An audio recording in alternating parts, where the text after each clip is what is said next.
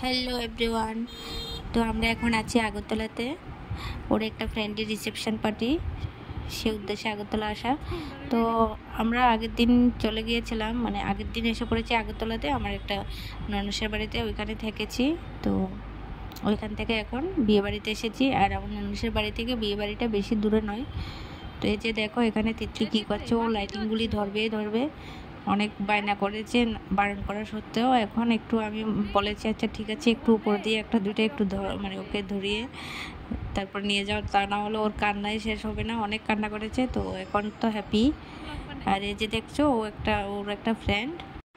তো actually reception পার্টিটা রাখা হয়েছিল রাত্রেবেলাতে, একদিকে ভালোই হয়েছে, কারণ দিনবেলা যে গরম, এই গরমের মধ্যে কোনো কিছুই ভালো লাগে না। তো দিনের থেকে রাত্রে গরমটা যদিও একটু কম থাকে, তো আমার কাছে তো খুব মানে ভালো লেগেছে রাত্রেবেলা, যেহেতু পার্টিটা মানে রিসেপশন পার্টিটা রাত্রেবেলা হয়েছে, আমার খুব ভালোই লেগেছে।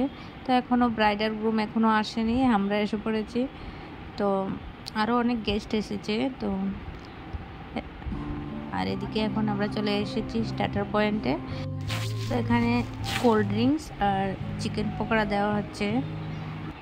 তো অনেকগুলোই খেয়ে নিয়েছি, কারণ খিদেও লেগেছিলো, যেহেতু সন্ধ্যার সময় এসে পড়েছি। তো এখন বাজে রাত প্রায় 11টা সাড়ে 11টার মতন। তো এখন আমরা চলে গিয়েছি খেতে। তো আমাদের খাওয়া দাওয়াও কমপ্লিট। তো আমরা খেয়ে দিয়ে বেরোতে প্রায় 12টার মতন বেজে গেছে। তো এখন একটু পান টান খেয়ে নিচ্ছে, ওর বাকি ফ্রেন্ড আরও ছিল। তো আমি তো খাই না, তো আমরাও একটু দাঁড়িয়েছি এখানে। তো যাই হোক, এখন বেরিয়ে পড়ছি।